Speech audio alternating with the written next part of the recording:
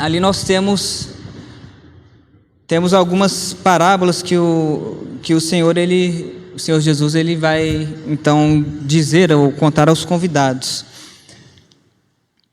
Então ali, quando a gente pega ali uma primeira parábola, ela está a partir do versículo 7 e vai até o versículo 14, e ali também é um contexto em que o Senhor Jesus ele observa as pessoas, os convidados, eles tomando os primeiros assentos, ou os assentos principais ou de maior honra ali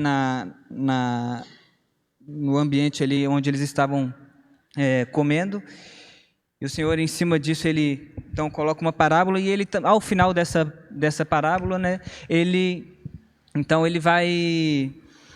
vai falar para o anfitrião daquela festa sobre a quem ele deveria também convidar. E nesse final, o Senhor Jesus ele fala para ele não convidar nem família, nem os vizinhos, nem os ricos, para que esses então tivessem que convidá-lo também, e assim o anfitrião seria recompensado.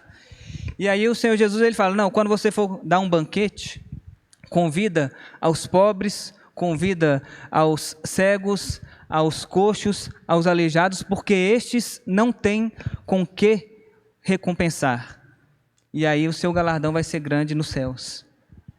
E com certeza, irmãos, eu pelo menos faço esse exercício em que eu me incluo nesse grupo de pessoas em que que se encontra numa situação marginalizada e que dentro dessa obra de salvação não pode recompensar a um banquete feito. E obviamente a gente, não falando apenas desse momento do partir do pão, mas temos também a profecia de que na eternidade nós vamos cear e banquetear com o nosso Senhor Jesus.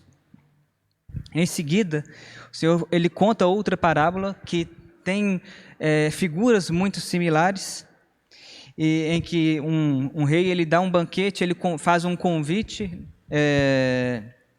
e aí inicialmente as pessoas elas aceitam esse convite. Então, possivelmente como um casamento em que é mandado um convite com a hora e a pessoa confirma, e quando esse banquete já está posto à mesa, já está pronto, essas pessoas que haviam confirmado, elas então recusam, envolvidos com as coisas deste mundo, elas começam a recusar esse banquete em que elas já haviam dado a palavra, né, já haviam averbado que participariam. E muito similar ao final ali dessa primeira parábola, também ali a atitude desse rei é de falar com os servos para eles saírem às suas e eles procurarem ali, chamarem os pobres, os cegos, os aleijados, os coxos. E depois desse convite, todos eles são colocados, né, e são chamados e são colocados também nesse ambiente de banquete, e mesmo assim sobram lugares,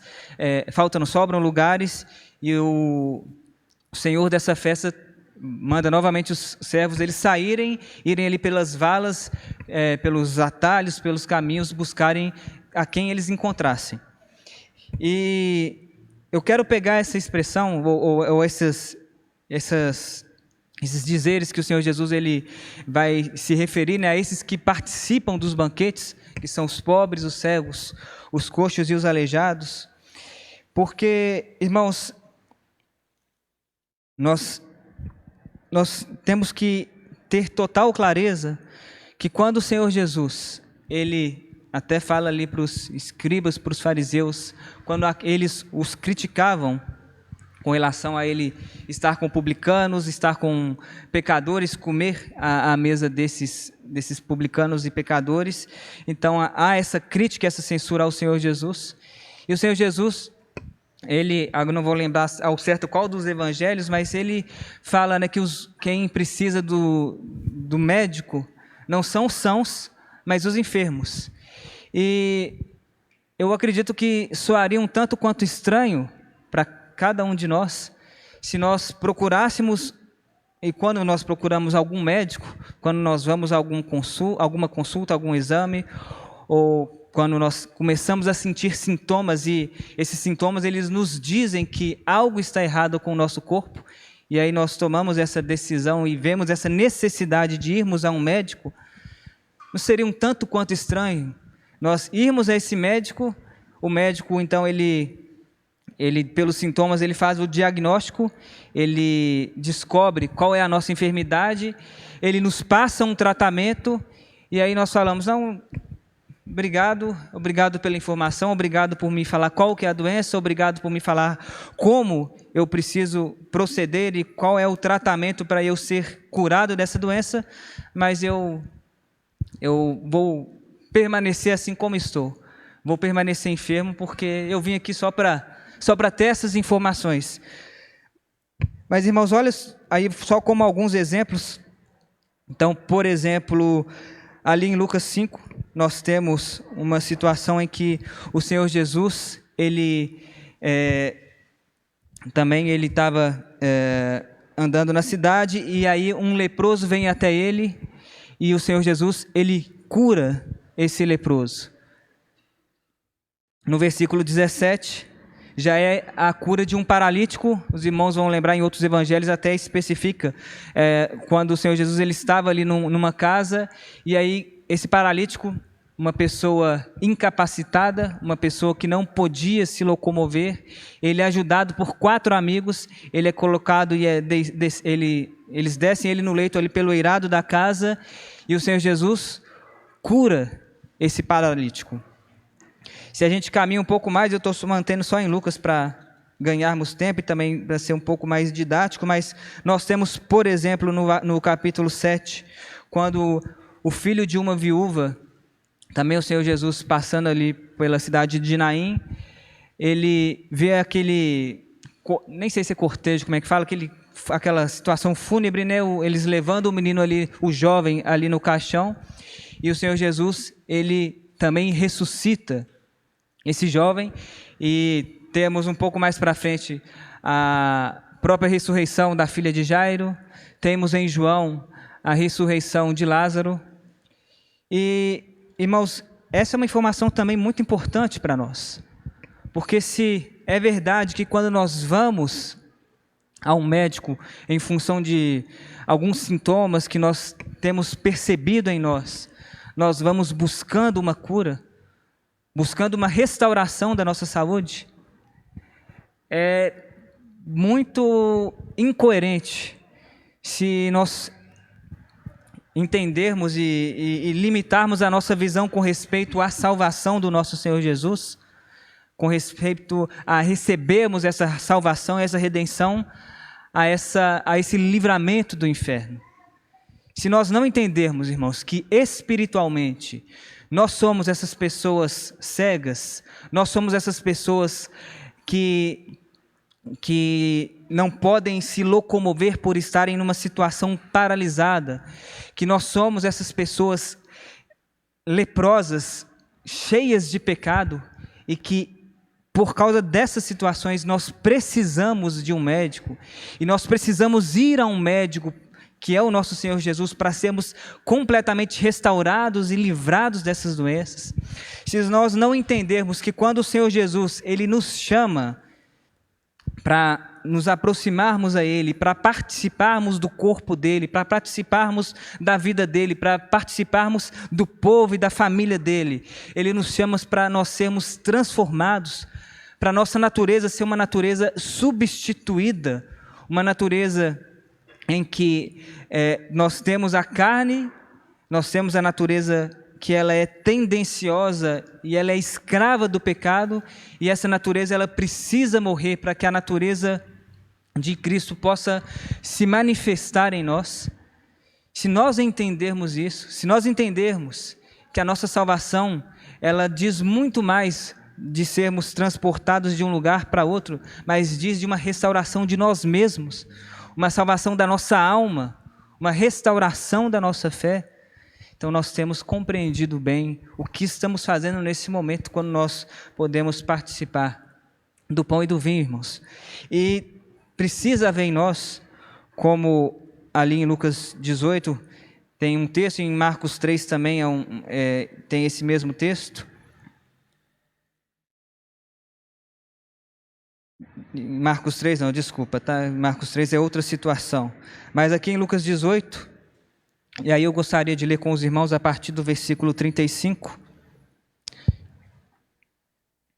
Então Jesus, ele está ali em Jericó, e tinha um cego à beira do caminho que ele pedia esmolas, e esse cego, ele ouve o barulho ali da multidão, daquela gente, e ele pergunta: o que está acontecendo? Eles falaram para ele que Jesus estava passando ali.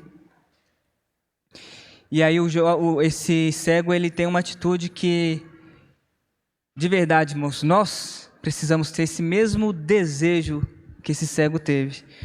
Porque ao saber que Jesus, ele passava por aquele local, então ele clama: Jesus, filho de Davi, tem compaixão de mim. E aquelas pessoas, o Lucas relata aqui, eles repreendiam a esse cego para que ele se calasse. Só que esse cego, ele via tanto a necessidade dele de recobrar a vista, ele entendia tanto que só o Senhor Jesus teria essa capacidade de recobrar a vista desse cego, que mesmo com aquelas pessoas o repreendendo e mandando que ele ficasse calado, ele gritava cada vez mais: Jesus, filho de Davi, tem compaixão de mim. Irmãos, quando nós participamos desse momento, nós precisamos ter esse coração desejoso para com o Senhor, de que Ele tenha compaixão de nós, de que nós temos ainda essas nossas enfermidades, no sentido de que a nossa natureza carnal, ela ainda habita em nós, como Gálatas 5 diz. Temos esse grande conflito, essa grande batalha, em que no nosso corpo nós temos o Espírito de Deus habitando em nós, e nós temos a nossa carne. O Espírito de Deus batalhando e desejando que a vontade de Deus seja cumprida em nós, e a nossa carne, muito pelo contrário, desejando que as paixões da carne sejam feitas em nós. Irmãos, e nós precisamos, quando o Senhor Jesus, e quando nessa mesa, pensem o Senhor Jesus nessa mesa, Ele como o nosso anfitrião, Ele se chega a nós, Ele vai nos oferecer, como historicamente nós temos o relato ali com os seus 12 discípulos, e o Senhor Jesus, Ele faz essa pergunta para nós: que queres que eu te faça? Que queres que eu te faça? Qual seria a nossa resposta, irmãos, sinceramente? Será que a nossa preocupação nesse momento é termos mais dinheiro? Será que é sermos livrados de conflitos de relacionamento? Será que a nossa maior preocupação é nós termos uma estabilidade ou um sucesso profissional? Termos bens, termos posses? Qual seria a nossa resposta para o Senhor? E qual é a nossa resposta para o nosso Senhor nesse momento, irmãos? Porque nós temos, eu imagino, eu não sei se é isso, mas temos vários irmãos, que defendem essa teologia da hipergraça, de uma graça barata, de uma graça que permite que nós, uma vez salvos, podemos viver de qualquer maneira, de maneira negligente. E também muitos de nós podem entender de maneira muito errada e eu fiquei pensando sobre isso, quando nós falamos que o Senhor Jesus, Ele nos aceita como nós somos. Eu não sei pensando nisso, eu não usaria mais essa palavra, o Senhor Jesus, Ele nos aceita como nós somos. Por que não, irmãos? O Senhor Jesus, Ele não nos aceita como nós somos. Ele nos chama como nós somos. Ele nos chama quando nós... E aí Romanos 5:8, ele vai falar isso, Quando nós ainda éramos pecadores, Ele nos chamou. Então, quando nós vamos ao incrédulo falar do Evangelho a ele, que o Senhor nos livre de nós darmos a entender para esse incrédulo, para os nossos vizinhos, para os nossos colegas de trabalho, que o Jesus, Ele nos aceita no sentido de Ele estar conforme, no sentido de Ele ser cúmplice, em que nós vivamos da maneira como nós somos. Então, hoje está muito destacado esse pecado, né? A questão que são pecados sexuais, então a questão da homossexualidade. Nós sabemos que existem igrejas que se dizem cristãs, existem pastores que se dizem cristãos, que estão inseridos nesse contexto dessa permissão do Senhor ao pecado. Então eles entendem que o Senhor os aceita, eles sendo homossexuais, e o Senhor não se importa com isso, como se o Senhor não desejasse curá-los desse pecado. Irmãos, o Senhor, Ele nos chama como somos, para que sejamos transformados, para que sejamos restaurados, não para vivermos a nossa vida, mas para vivermos a vida dEle, não para vivermos como bem quisermos, como bem entendermos, mas para vivermos debaixo da graça dEle, debaixo da vontade dEle, fazendo aquilo que Ele deseja. Então, que o Senhor Ele nos dê completa clareza com respeito a isso, irmãos, de que somos chamados, né? Então, nós cantamos bastante o Venha à Mesa, né? E prove a visão, e ali fala, né, do que trai, fala do que o nega, né? Se referindo a Judas, se referindo a Pedro, fala que Ele os chama, e Ele os chama, mas o desejo do Senhor Jesus, como o médico dos médicos, como aquele que pode restaurar aquilo que nenhum médico nessa terra pode restaurar e curar, Ele nos chama para nós sermos curados e restaurados por Ele.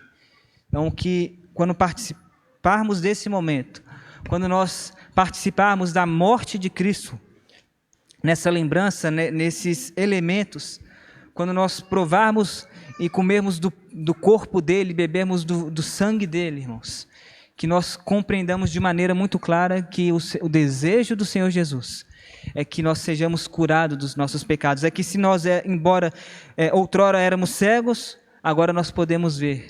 Se éramos leprosos, o Senhor Jesus, Ele nos restaurou, Ele nos deu uma saúde plena.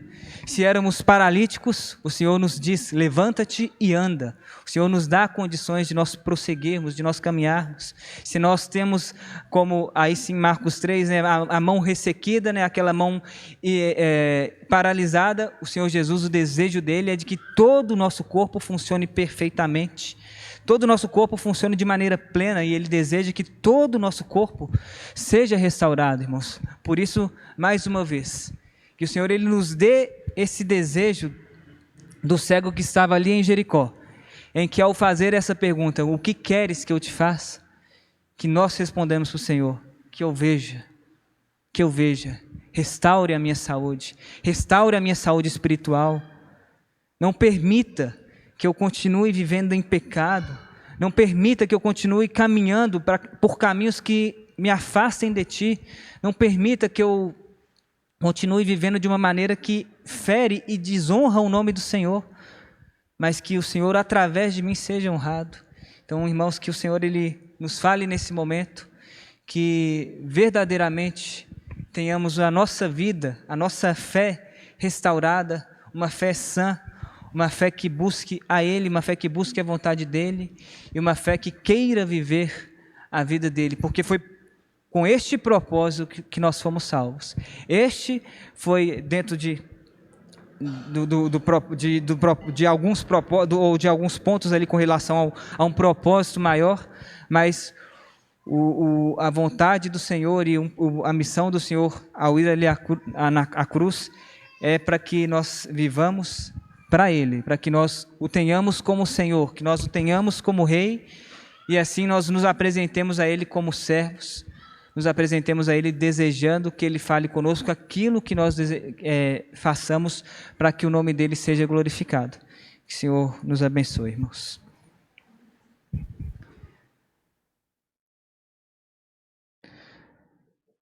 Senhor, se antes nós nos encontrávamos em uma situação completamente marginalizada, em uma situação inútil, uma situação, Senhor, em que as pessoas elas não eram abençoadas e edificadas por nós, porque éramos pessoas que não tínhamos nada para oferecer. Senhor, nós agradecemos porque através dessa restauração plena que o Senhor tem nos dado, o Senhor tem nos dado da própria vida do Teu Filho, e com essa vida nós podemos abençoar os outros.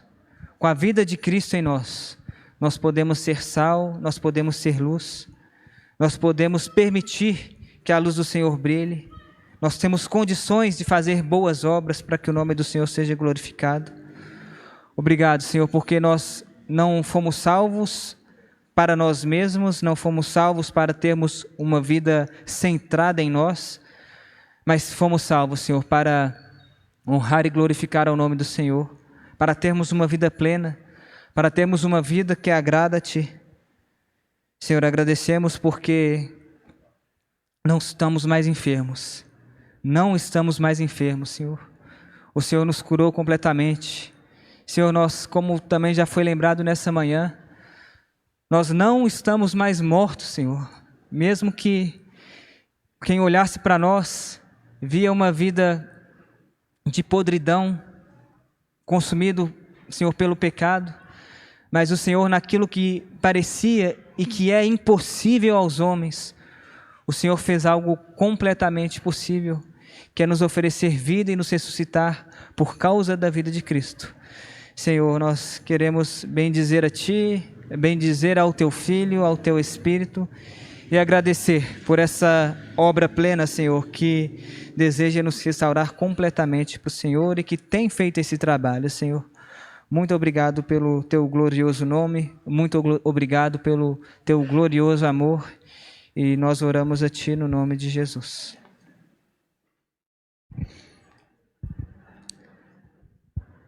Irmãos, e apenas também lembrando que esse momento é um momento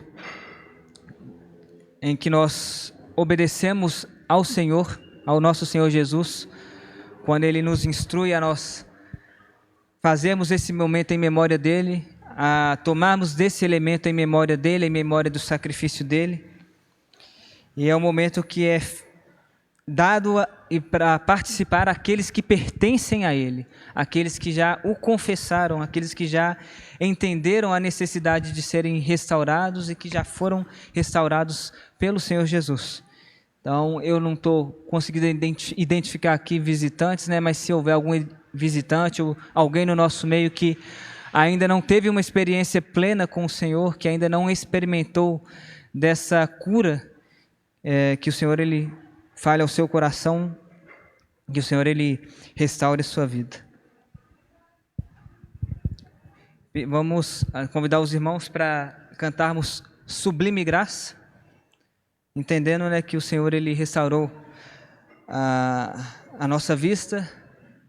E interessante que quando os discípulos os discípulos de João, eles vão até Jesus. João queria saber se Jesus era aquele a quem se ele era o prometido, né, o Messias. E o Senhor Jesus ele fala, se não me engano ali em Lucas 7 vai estar esse trecho.